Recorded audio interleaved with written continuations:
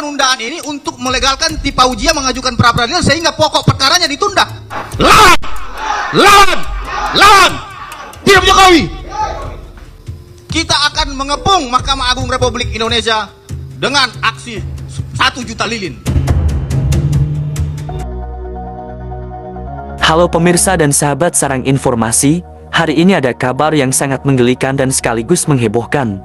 Gerombolan termul kelabakan dan kebakaran jenggot atas pengajuan pra-peradilan Dr. Tifa dan Roy Suryo. Termul ancam kepung kejaksaan gara-gara melihat kejujuran hakim yang menangani pokok perkara Dr. Tifa karena menyatakan perkara Dr. Tifa batal demi hukum.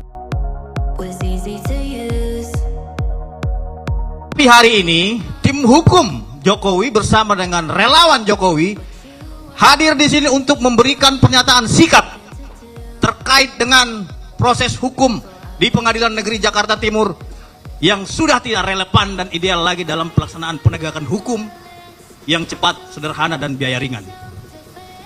Kita ditontonkan dengan guyonan-guyonan, lawakan-lawakan, sirkus, dan berbagai hal lainnya terkait dengan penegakan hukum yang sedang diperjuangkan oleh Bapak Jokowi selaku Presiden ke-7 Republik Indonesia yang telah menjabat selama 2 periode dalam membangun Republik ini. Teman-teman yang kami banggakan dan kami hormati, ada beberapa poin yang menjadi catatan petisi ahli di dalam kasus yang sedang berjalan ini, sehingga kami menganggapnya adalah abuse of power dalam penegakan hukum. Yang pertama, berdasarkan catatan kami di petisi ahli, bahwasanya ada strategi hukum yang dilayangkan oleh tersangka untuk mengulur dan menunda perkara ini masuk ke dalam pokok perkara sehingga menghindari peradilan yang objektif dan dapat diketahui oleh publik. Catatan yang pertama adalah dugaan kami bahwasanya Pengadilan Negeri Jakarta Timur ini kurang profesional dan Ketua Pengadilan Negeri Jakarta Timur layak untuk diganti dengan pertimbangan sebagai berikut. Yang pertama, Dr. Tipaujia yang bersangkutan itu seharusnya pembacaan dakwaan itu pada tanggal 6 Agustus 2026. Pembacaan dakwaan yang baru, ya. Kemudian ia mengajukan pra peradilan, ya. Untuk pra peradilan pertama itu 12 Agustus 2026. Ini sangat aneh sekali, ya. Ketika pada tanggal 6 Agustus 2026 pembacaan dakwaan, Hakim Pengadilan Negeri Jakarta Timur dengan alasan sakit sehingga ditunda perkara tersebut menjadi 13 Agustus 2026.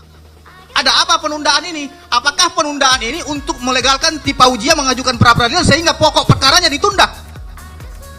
Jelas dong, karena pra peradilannya tanggal 12 Agustus.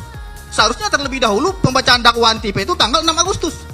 Nah, kemudian ditunda pembacaan dakwaan 13 Agustus. Berarti kalau ditunda jadi 13 Agustus, pra peradilan Tipa duluan 12 Agustus. Ada apa ini? Dan sekaligus para termul ini kepanasan karena pra-peradilan Dr. Tifa diterima oleh pengadilan. Emosi yang memuncak pun terjadi karena pra-peradilan Roy Suryo yang berkali-kali diterima juga oleh pengadilan negeri. Mungkin menurut para pendukung Jokowi tersebut bahwa penegak hukum akan tetap bela Jokowi karena Jokowi adalah mantan presiden sehingga mau salah pun penegak hukum akan berpihak ke Jokowi. Tapi kali ini tidak, karena saat ini penegak hukum di rezim yang bermoral dan berpihak kepada rakyat bukan berpihak kepada penguasa. Dengan alasan kedinasan dan lain-lainnya, emang nggak ada lagi hakim di Pengadilan Negeri Jakarta Timur untuk menggantikan alasan ujian kedinasan hakim tunggal ini? Ini serius, ya. Jadi kita akan melihat apakah persidangan pembacaan dakwaan pada tanggal 13 Agustus 2026 ini ditunda karena ada gugatan pra peradilan yang diajukan oleh Dr. Tipa. Kalau mau fair, seharusnya tanggal 6 Agustus 2026 itu sudah pembacaan dakwaan. Kenapa mereka tunda nggak jadi pembacaan dakwaan? Maka dari itu kami menganggap, ya, hakim-hakim yang ada di Pengadilan Negeri Jakarta Timur harus dievaluasi oleh Bawas Mahkamah Agung Republik Indonesia. Kalau perlu copot. Jangan main-mainkan orang yang lagi berjuang dalam menegakkan hukum, gitu loh. Kemudian terkait dengan pra peradilannya Roy Suryo, di dalam pasal 163 ya KUHP, di situ ditegaskan bahwasanya proses pra peradilan itu diperiksa paling lama 7 hari. Paling lama 7 hari. Anda bisa buka pasal 163 KUHP. Berdasarkan catatan yang kita peroleh, bahwasanya pra-peradilan pertama Roy Suryo dimulai pada tanggal 29 Juni 2026 dan putusannya tanggal 7 Juli 2026, memakan waktu 8 hari. Sudah lewat 1 hari dari ketentuan KUHP. Kemudian pra-peradilan kedua yang diajukan oleh Roy yaitu pada tanggal 10 Juli 2026 dan putusan tanggal 20 Juli 2026. Sudah 10 hari, tidak 7 hari lagi. Kemudian pra-peradilan ketiga, mereka kembali mengajukan pra-peradilan ketiga dengan sidang pertama tanggal 27 Juli dan putusan 6 Agustus 2026. Berarti memakan waktu 10 hari. Jelas di dalam pasal 163 ya KUHP bahwasanya pra-peradilan itu jangka waktu paling lama itu 7 hari harus diputuskan. Sehingga kami menilai ini hakim tunggal ya main-main ini terhadap ketentuan hukum acara pidana kita. Dan yang paling mengenaskan lagi, Ketua Pengadilan Negeri Jakarta Timur mengeluarkan surat kepada Kepala Kejaksaan Negeri Jakarta Selatan untuk menunda pokok perkaranya Roy Suryo. Apakah kita dipertontonkan seperti ini? Masyarakat belum tahu surat ini. Tapi berdasarkan info intelijen petisi ahli, kita telah memperoleh surat itu. Sehingga itu harus dilawan karena tidak bersesuaian dengan ketentuan hukum acara pidana. Merdeka! Lawan! Lawan! Lawan! Tim Jokowi!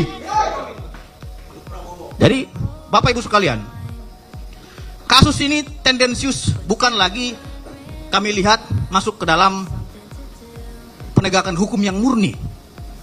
Akan tetapi telah dikotori dengan penegakan-penegakan dan permainan-permainan politik, dibumbui dengan rasa-rasa politik, sehingga esensi penegakan hukum ini compang-camping dalam menegakkan aturan.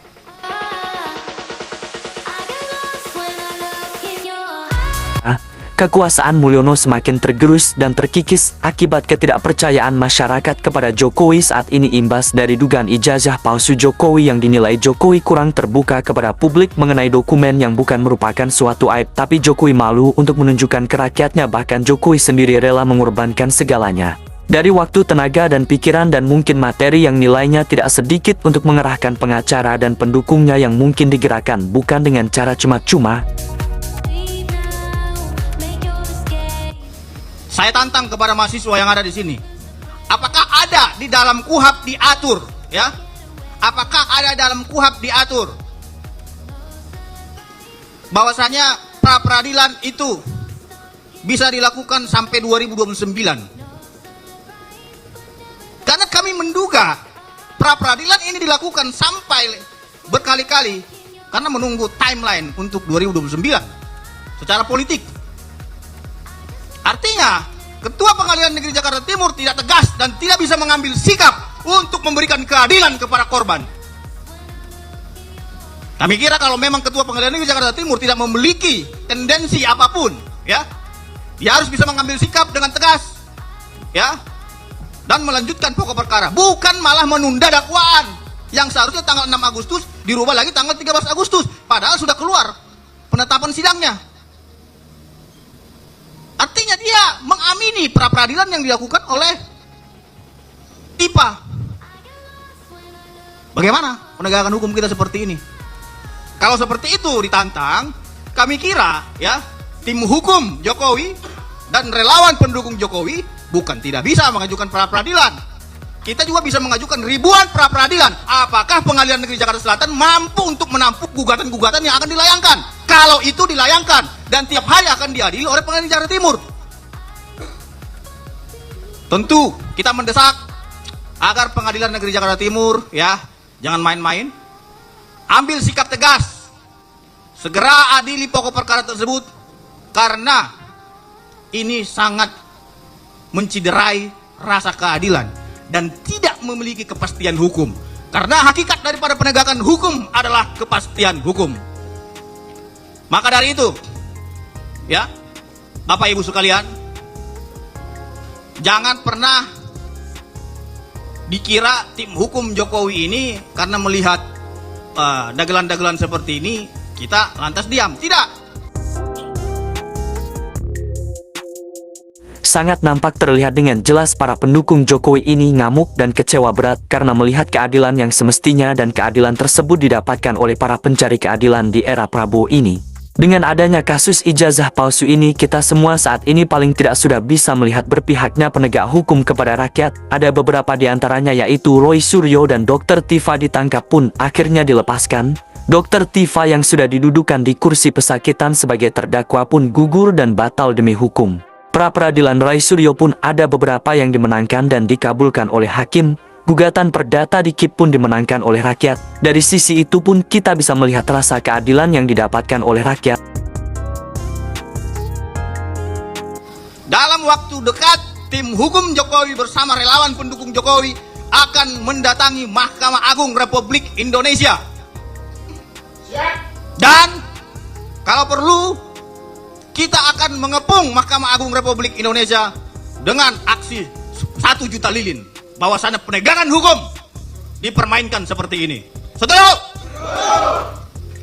Anda lihat sendiri, begitu semangat dan membaranya para relawan Jokowi dalam mengawal kasus ini.